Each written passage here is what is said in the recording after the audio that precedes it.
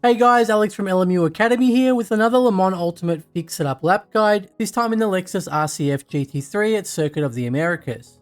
As always, we'll cover the setup first, then cover each corner in slow time, followed by the pit entry, and then finally put the lap together for you in real time. So first, let's take a look at the setup, and remember that we're using the default setup for the car with some slight changes to the electronics and brakes, which means you can still use this setup and achieve this lap time in any race that forces the fixed setup to be used. Now we set a lap time of 207.5 using quali fuel with the medium tyre compound. Taking a look at the traction settings, we're using an overall TC value of 3, TC cut 3, and TC slip 2. Then onto the brakes, and we're using a brake bias of 45.0 on the front and 55.0 on the rear. We've got the ABS set to 6 as well as a max pedal force of 100%. Now that's covered, let's take a look at each corner in slow time. So for turn 1, we can place our car completely over the red and white curb so that it's in line with the middle of our cockpit, and our braking point is as we reach this second green Rolex board on the right. We go hard on the brakes down to first gear, and to complete this corner correctly, we need to take a late apex and line the left side tyres up with the red and white apex curb, but try to avoid hitting the orange curb as it can unsettle the car and ruin our exit. Then as we reach the apex, we go back on the throttle and straighten the wheel out as soon as possible, placing our right side tyres onto the red and white exit curb. As we exit, we then move the car over to the middle of the track to open up our entry into the next corner, and again we place the car over the red and white curb so that it lines up with the middle of our cockpit.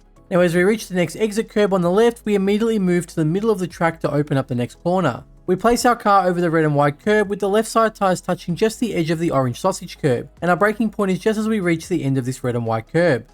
We go on the brakes about 50% down to 4th gear, and then place the car over the next apex so that the red and white curb lines up with the middle of our cockpit.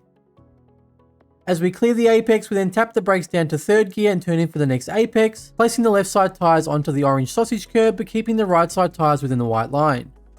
As we reach the apex, we then apply the throttle fully and straighten the wheel, aiming the car towards the next curb straight ahead.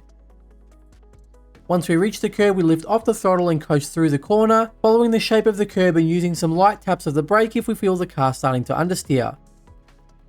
Now our throttle point is just before we reach the blue Goodyear sign, and it's important to listen to the car here. If you feel it's starting to understeer, then lift off the throttle slightly to help it rotate more.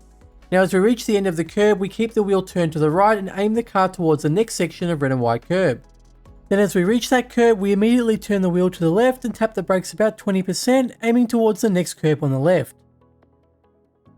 Then as we reach the apex, we can place the left side tyres on top of the orange sausage curb, making sure we keep at least one tyre on the white line. We then keep the wheel turned to the left, and our throttle point is just as we pass the orange sausage curb.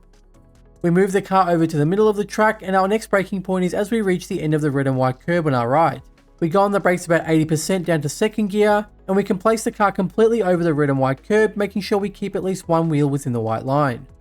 We then follow the shape of the curb, and our throttle point is as we reach this thin orange curb straight ahead. We go back on the throttle about 60%, and then as we reach the end of the red and white curb, we apply the throttle fully and flick the wheel to the left, aiming for the next apex on our left. Then as we reach the apex, we place the left side tyres on the edge of the orange curb, but don't go further than this as it can unsettle the car and ruin our exit. Then as we exit, we allow the car to drift over to the right, and we can place the car over the red and white curb, keeping the left side tyres within the white line.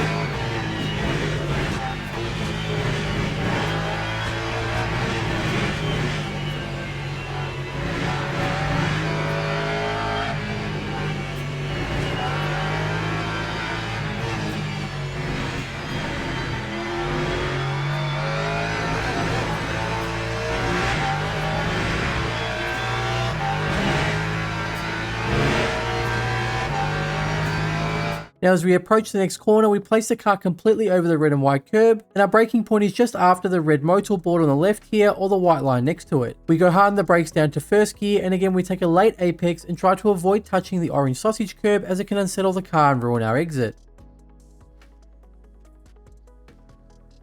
Then as we reach the apex, we go back on the throttle smoothly and straighten up the wheel, aiming for the exit curb on the right.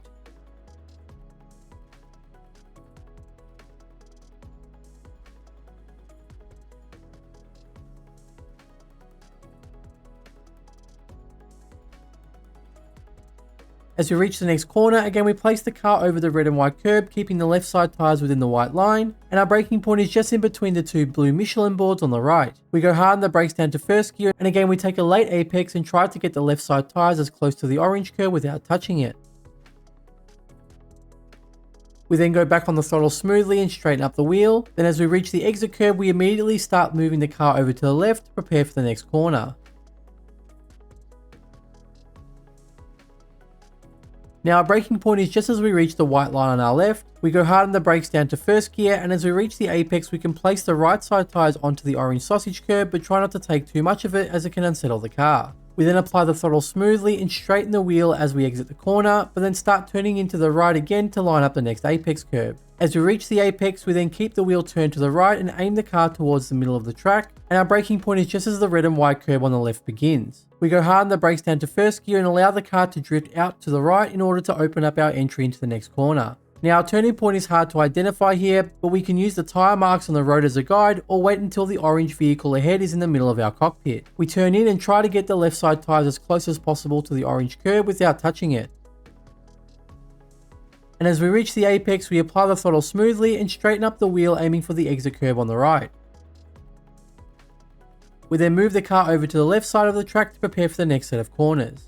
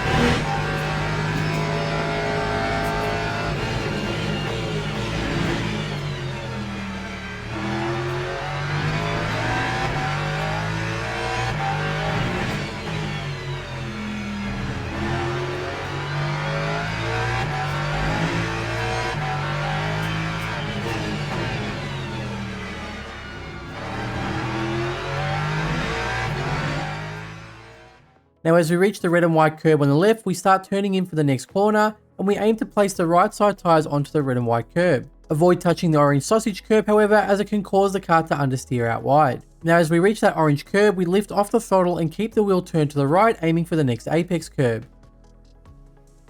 We keep coasting past that apex and we apply the throttle as we reach the marshal's box on the right.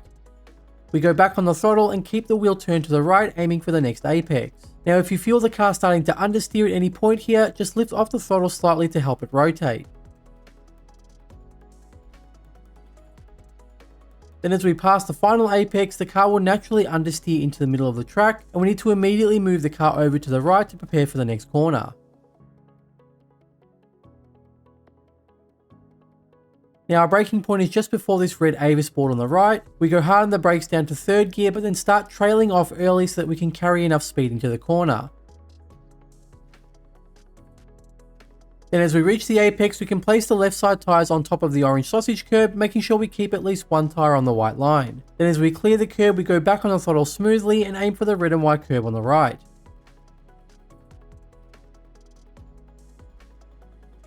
Now our final braking point is the electronic flagpole on the right, or just after the grey off-road on the right. We go hard on the brakes down to second gear, and we can place our left side tyres onto the orange curb this time as it's quite flat. We then go back on the throttle smoothly and straighten out the wheel, aiming for the red and white exit curb on the right, and that completes the lap.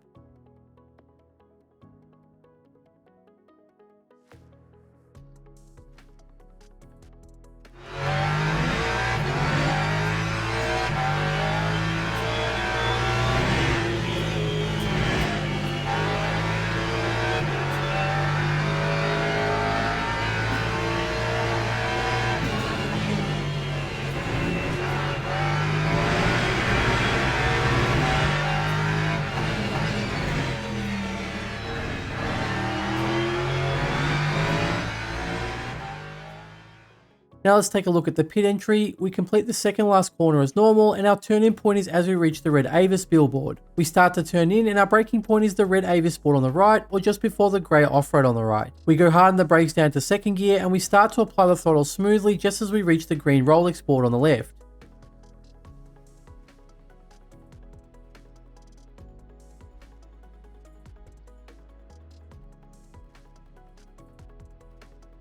We then slowly increase the throttle and straighten up the wheel, and our braking point is just as we reach this white line straight ahead. We go hard on the brakes down to first gear and reach 60 km before reaching the pit line, activating the pit limiter.